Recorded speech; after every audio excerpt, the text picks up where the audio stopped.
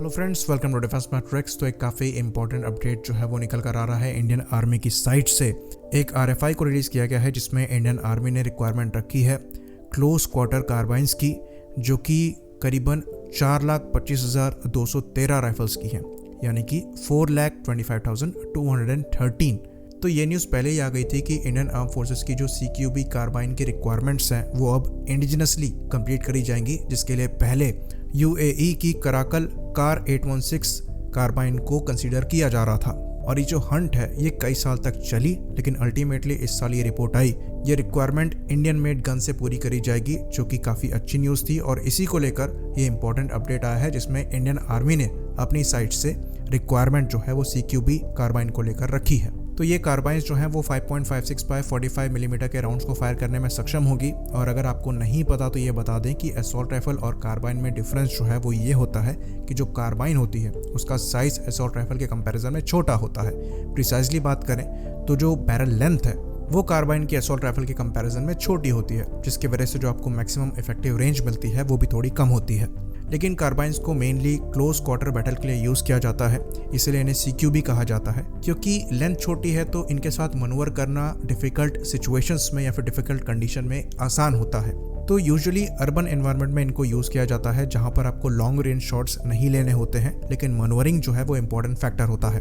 तो एक बार ये प्रिक्योर कर ली जाएंगी तो डेफिनेटली हम इन्हें कश्मीर में यूज़ होता हुआ देख सकते हैं। तो जैसे कि हमने डिस्कस किया, यहाँ पर जो क्वांटिटी की रिक्वायरमेंट रखी गई है वो 4,25,213 है और ये बाय इंडियन कैटेगरी के अंतर्गत आएगी, यानी कि यहाँ पर जो चूज़ की जाएगी गन वो इंडियन ही होगी।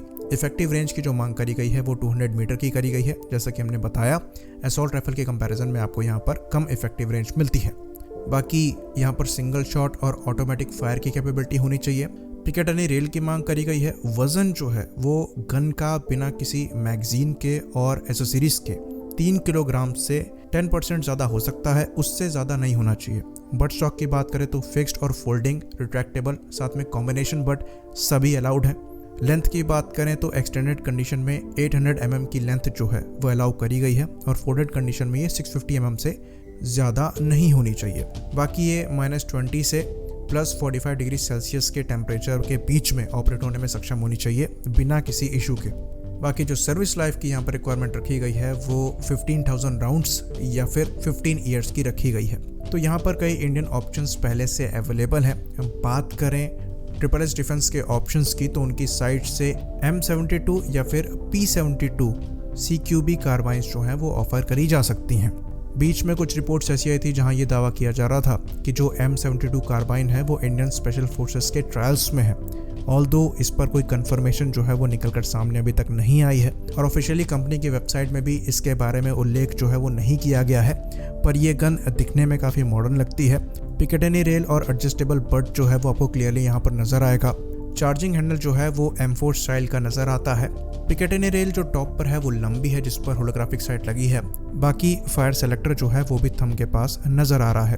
तो इस गन के बारे में और इन्फॉर्मेशन कलेक्ट करने के लिए हम कंपनी को कांटेक्ट करने की कोशिश करेंगे और कोशिश करेंगे अगर वो और इन्फॉर्मेशन इसके बारे में हमें प्रोवाइड करा पाएँ ताकि हम इस पर डिटेल में बात कर सकें। बाकी जो P72 रेकॉन कार्बाइन है इसे हमने डिफेंस एक्सपो से ही देखा है। ये साइज़ में थोड़ी ज़्यादा छोटी मालूम होती है।